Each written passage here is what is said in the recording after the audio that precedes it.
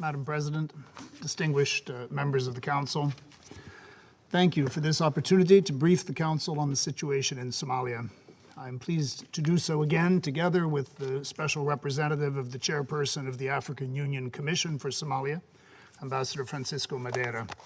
This underscores the important partnership between the AU and the United Nations in Somalia, and I once again commend AMISOM and Somali forces for their contributions to improving security and stability in Somalia. Madam President, national elections in Somalia are now more than 1 year behind the constitutionally prescribed schedule. Since I last briefed this Council 3 months ago, however, the upper house elections have concluded and the pace of the House of the People elections has progressed considerably following the January National Consultative Council. The Federal Election Implementation Team has signaled its intent to fill at least 2/3 of the House of the People seats in the coming weeks. Thus far, 130 of 275 seats have been elected, with an additional 60 seats announced for competition shortly. I call on the electoral management bodies, as well as Somalia's political leaders, to accelerate and quickly conclude the elections for the House of the People. 28 women have so far been elected to the House of the People, or approximately 22%. This falls well short of the 30% women quota Somalia's political leaders have committed to achieve for the 2 houses of parliament.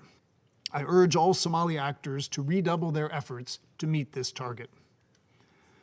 Thanks to the generous contributions of member states, the United Nations continues to provide technical, material, and advisory support to the election management bodies, the Office of the Prime Minister, the National Consultative Council, and the Women's Goodwill Ambassadors. As we continue to receive reports of alleged irregularities in the electoral process, I urge key actors to course correct to improve the process whenever necessary. This is vital to ensure that the elections receive broad acceptance among the Somali public. In addition to the support we provide to electoral institutions, the United Nations continues to coordinate with international partners, ensuring joint messaging. Together with our partners, we have consistently called for a timely and credible electoral process that will enable the next government to focus on advancing Somalia's broader national priorities, including security challenges, as well as the state-building and development agenda. Madam President, while political tensions among some Somali leaders continue to flare up sporadically, they have so far been contained and so have not derailed the electoral process. The risk remains, however, that a miscalculation could cause these tensions to spill over into conflict. The United Nations has consistently sought to help Somalis reduce this risk by directly engaging all parties and calling on them to address their political differences through dialogue. Together with our partners, we continue to advocate for restraint, compromise, and pragmatic consensus-based solutions so that Somali leaders remain focused on completing the elections. Madam President, Al-Shabaab continues to pose the major security threat in Somalia. Political divisions and prolonged delays in the elections have allowed insurgent forces to make some recent gains. The group's modus operandi remains unchanged, with Benadir region and southwest state the center of its attacks. In recent months, operations have also intensified in Hirshabelle and Galmudug states as Al-Shabaab has sought to exploit local political and security tensions. We continue to see extensive use of improvised explosive devices, including a series of person-borne IEDs and vehicle-borne IEDs in Mogadishu in recent weeks.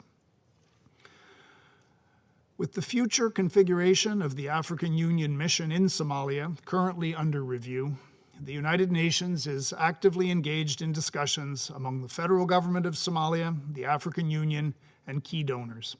Progress was made during technical discussions held in Mogadishu from 27 January to 9 February.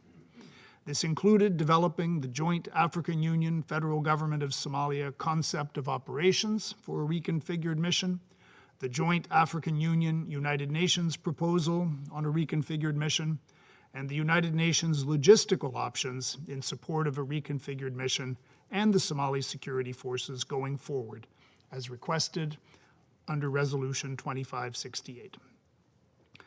Progress in the implementation of the Somali Transition Plan is key, both for the reconfiguration of AMISOM and to determine the pace of the transfer of responsibilities from AMISOM to the Somali security forces. We encourage the federal government of Somalia to convene the next Somalia Transition Plan Steering Committee meeting soon to advance this priority in collaboration with security partners. Madam President, the humanitarian situation in Somalia remains extremely dire, with 7.7 million Somalis requiring humanitarian assistance in 2022. Somalia is the most severely drought-affected country in the Horn of Africa, with 4.3 million people impacted and more than 270,000 people newly displaced due to drought.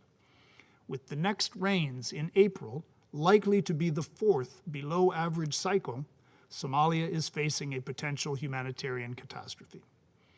While the Somalia humanitarian operation has the know-how to deliver life-saving aid to people in need, it requires adequate resources.